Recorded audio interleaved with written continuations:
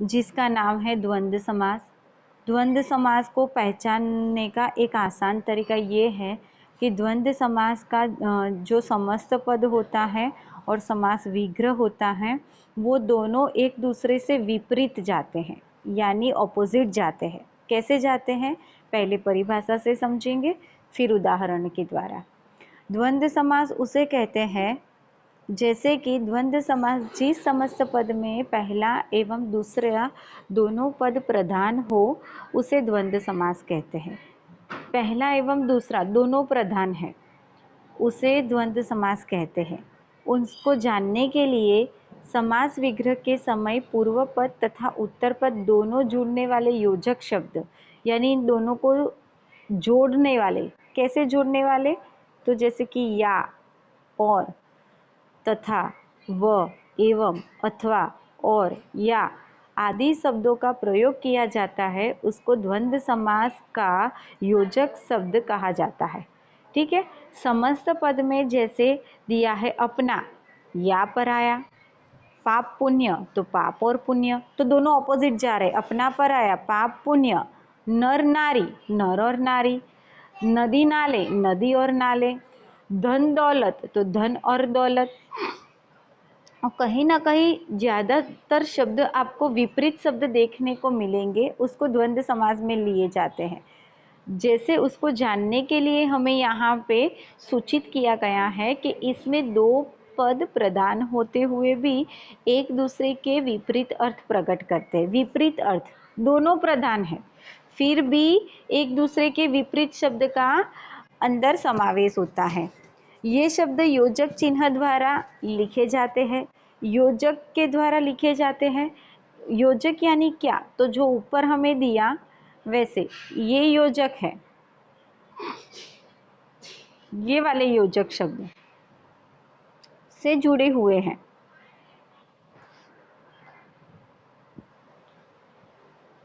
इसी के आधार पर द्वंद्व यानी एक दूसरे का विरोध करने वाले, यानी एक दूसरे से विपरीत अर्थ प्रकट करने वाले को द्वंद्व समास कहते हैं। जब ऐसे शब्द आपको दिए जाए या पूछे जाए या समस्त पद दिया जाए या समास विग्रह दिया जाए, तब आपको पता होना चाहिए कि ये द्वंद्व समास का ही भेद है। आगे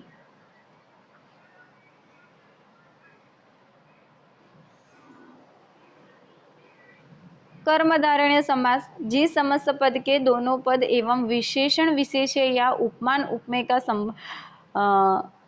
संबंध होता है वहाँ कर्मधारय समास होता है। जैसे कि कर्मधारय समास पहला पद विशेषण तथा दूसरा पद विशेष्य होता है। नील कर्मधारय समास में नीलकंठ, नील विशेषण है और कंठ विशेष्य है। नीले रंग का कंठ यानी नीलकंठ कौन धारण करता है, तो भगवान शंकर। जैसे समस्त पद में चरण कमल, तो कमल के समान चरण, लाल मणि, लाल है जो मणि, देहलता, देह रूपी लता, कनक लता, कनक की, कनक सी लता।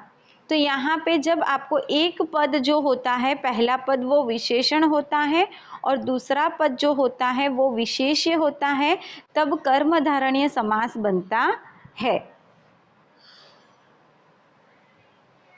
विशेषण और विशेष्य की बात करें तो मेन बात जो उसकी विशेषता बताता है और उसका विशेष भाग होता है उसको उसके अंदर, उसके आधार पर।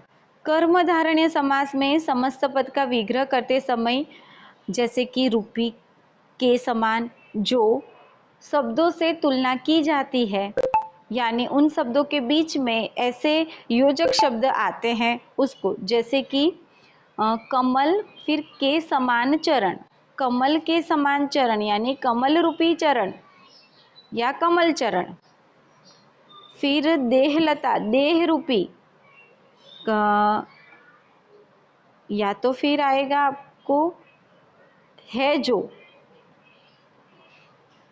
कनक सी लता तो की सी। ऐसे जब योजक शब्दों का समावेश होता है तब कर्मधारय समास कहलाता है।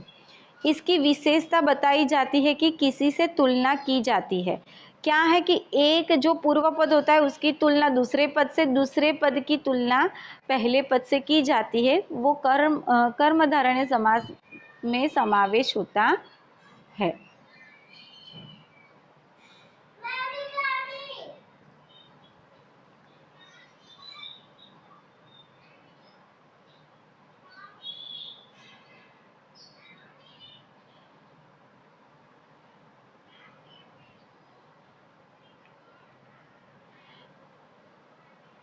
जैसे कि कुछ अन्य उदाहरण दिए हैं।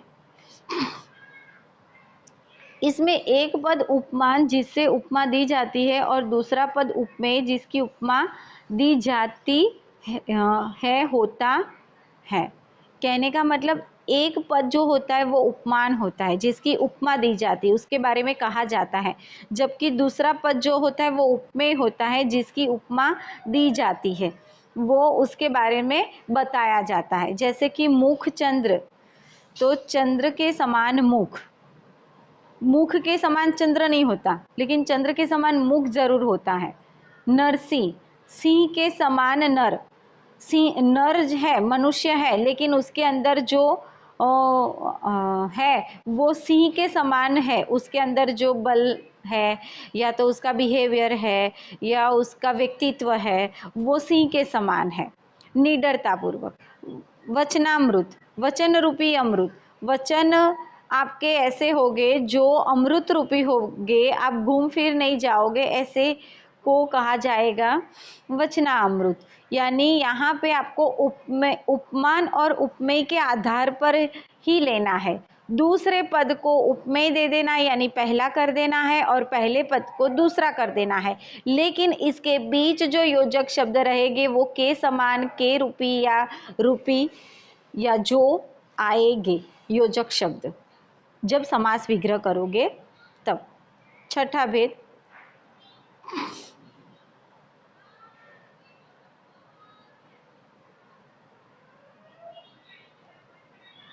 बहुव्रीहि समास, जिस समस्त पद में दोनों में से कोई भी पद प्रधान हो, दोनों में से कोई भी एक प्रधान होना चाहिए, बल्कि इन दोनों में से किसी तीसरे का बोध हो, उसे बहुव्रीहि समास कहते हैं। तीसरे व्यक्ति का बोध होना, पहला भी है दूसरा भी है, लेकिन दोनों पद जो है वो कोई भी उसमें प्रधान हो सकता है, लेकिन जब तीसरे व्यक्ति की बात आती है तब वो बहुव्रीहि समास कहलाता है। ये चीज अगर कर्मधारण्य का भी पूछा जाए तो भी आपको उत्तर में आप बहुव्रीहि लिखोगे तो भी आप सही होगा। कैसे, चलो समझते हैं। इसमें कोई भी पद प्रधान नहीं होता, पूर्व पद तथा उत्तर पद मिलकर अन्य पद की ओर संकेत करते, यानी तीसरा पद जो आपको मिलता है, तीसरे पद का जो बोध होता है उसके आधार पर ही बहुव्रीहि समास को पहचानना है। कैसे पहचानेंगे, उदाहरणों के द्वारा देखें।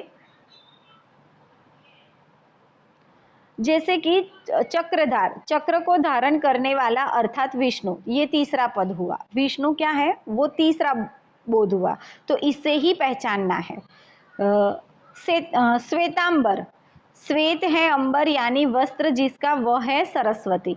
श्वेत का अर्थ क्या होता है पहले वो देखो, श्वेत यानी सफेद, सफेद वस्त्र कौन धारण करता है, तो सरस्वती माँ, तो तीसरा बोध कराने वाली सरस्वती माँ। सुलोचना, सुंदर है लोचन, सु यानी सु का अर्थ होता है सुंदर, कहाँ पे पढ़ा, तो हमने उपस्वर्ग में देखा। जिसके वह अर्थात मेघनाद की पत्नी, तो मेघनाद की पत्नी, जिसके लोचन, लोचन यानी नयन, आंख बहुत खूबसूरत है, वो कौन है, तो मेघनाद की पत्नी।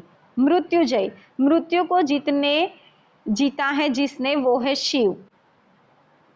फिर नीलाकंठ धारण करने वाले, वो भी शिव।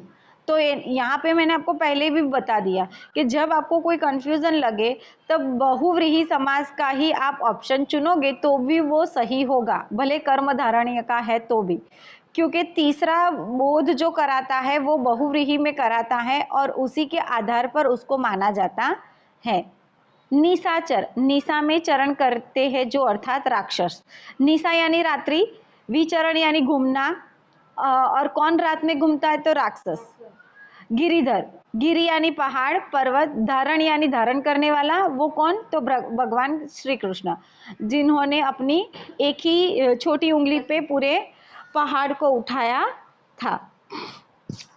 तो जो यहाँ इस कोई जब आपको समास विग्रह में समस्त पद का समास विग्रह में तीसरे व्यक्ति का बोध होता है, उसको बहुव्रीहि समास कहते हैं। जैसे कि बहुव्रीहि समास में कोई शब्द विशेष किसी व्यक्ति विशेष के लिए प्रयोग किया जाता है। कहने का मतलब कि कोई शब्द दिया जाता है, उसको कोई विशेष व्यक्ति की बात बताई जाती है, उस व्यक्ति के लिए विशेष शब्द का प्रयोग किया जाता है, उसको बहुव्रीहि समास कहते हैं। वह विशेष शब्द किसी तीसरे की ओर संकेत करता है। वो जो विशेष शब्द रहता है वो किसी तीसरे व्यक्ति के बारे में बताता है। जैसे कि पहाड़ एक, धारण करने वाला दूसरा, लेकिन कौन? तो कृष्ण। तो ये तीसरा नंबर हुआ। तो तीसरे व्यक्ति के बारे में जब संकेत होता है तब वो बहुव्रीहि समास का बोध कराते हैं। अभ्यास कार्य आ गया आपका। फिर